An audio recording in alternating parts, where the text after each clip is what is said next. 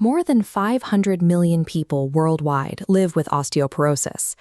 Clinically, we model this as an expected outcome of aging and postmenopausal estrogen depletion.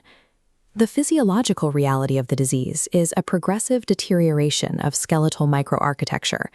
The bone lattice simply thins and fractures under normal pressure. A distinct, lifelong influence originates in the environment. The general population is routinely exposed to cadmium through dietary sources like cereals and leafy vegetables. This heavy metal enters the human food chain from contaminated agricultural soil and water runoff. Once ingested, cadmium demonstrates its most dangerous biological characteristic, an exceptionally long half-life, persisting in the human body for 10 to 30 years. We treat osteoporosis as a natural side effect of growing older. The data suggests environmental cadmium operates as an invisible accelerator of that exact same bone degradation.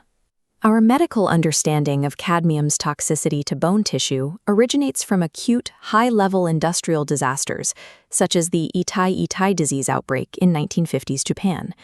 Because of this history, we assume severe osteotoxicity requires proximity to a smelting plant or a mining operation. A 2023 meta-analysis by Kunioka and colleagues tests this assumption by strictly isolating a population of women with zero occupational exposure. The relevant public health question is not what happens during acute industrial poisoning. The question is whether trace everyday dietary exposure eventually forces the exact same clinical endpoints. To accurately measure decades of microscopic dietary accumulation, epidemiologists rely on a specific biomarker, urinary cadmium, adjusted for creatinine. This meta-analysis synthesized 5 high-quality studies, isolating a precise cohort of 7,759 postmenopausal women. When mapped globally, the data naturally fractured into 2 distinct exposure groups. Populations in Europe and North America represent the low exposure cohort, maintaining a urinary cadmium threshold below 0.5 micrograms per gram. Populations in Asian countries like China, Korea, and Thailand represent the high exposure cohort. Due to higher baseline soil contamination and rice-heavy diets, their levels exceed 5.0 micrograms per gram. The Asian cohort's baseline exposure is 10 times higher than the Western cohort. We have to look at how the resulting clinical fracture risk scales between the two. This forest plot details the clinical outcomes for the low-level exposure group in the US and Sweden. The pooled odds ratio rests at 1.95, with a 95% confidence interval between 1.39 and 2.73. Even at these trace environmental levels, the risk of developing postmenopausal osteoporosis practically doubles. Now look at the forest plot for the high-level exposure group in Asia. The estimated overall effect size for this heavily exposed population is an odds ratio of 1.99. We can validate the integrity of this data.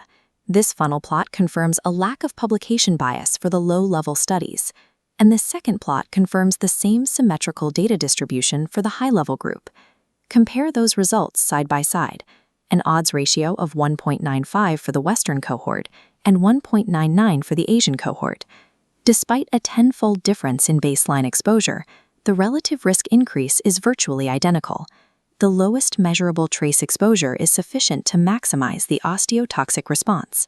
How does a trace heavy metal bypass normal physiological defenses to dictate bone remodeling? Heavy metals aggressively infiltrate microscopic cellular structures to disrupt homeostasis. Cadmium achieves this through a dual-vector model, an indirect renal pathway and a direct skeletal pathway.